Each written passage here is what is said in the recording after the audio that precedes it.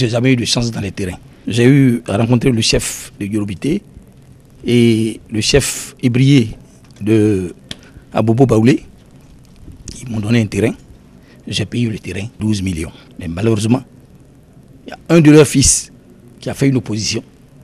Et depuis là, on ne fait que traîner. Et j'ai fini même par dire c'est plus la peine. Au 7e tranche, un terrain, et 22 millions.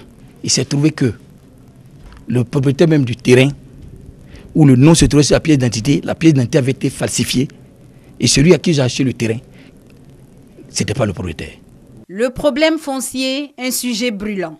Et des expériences pareilles à celles de Julien Aguet, on en dénombre une pléthore partout dans le pays.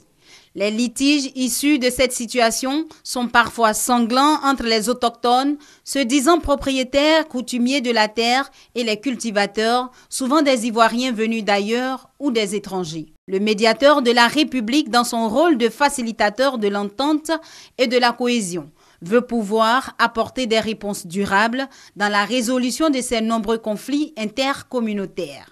Ici, dans cette salle située au sein de l'institution, sont réunis chefferies traditionnelles et collaborateurs de la médiation pour un atelier sur la gestion des conflits fonciers. Au terme de 3 jours de formation, ceux-ci devraient acquérir les aptitudes nécessaires au règlement efficace des litiges fonciers. Dans toute médiation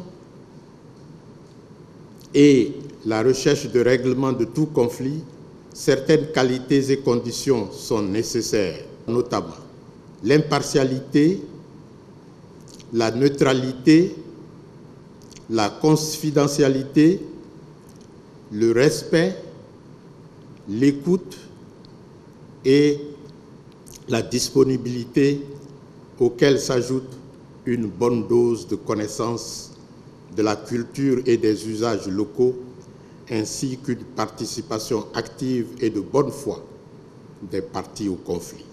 Dans la mise en œuvre du plan d'action pour la résolution des conflits fonciers, le médiateur de la République bénéficie de l'appui du PNUD, le Programme des Nations Unies pour le développement, une organisation qui mesure déjà l'importance d'une telle formation.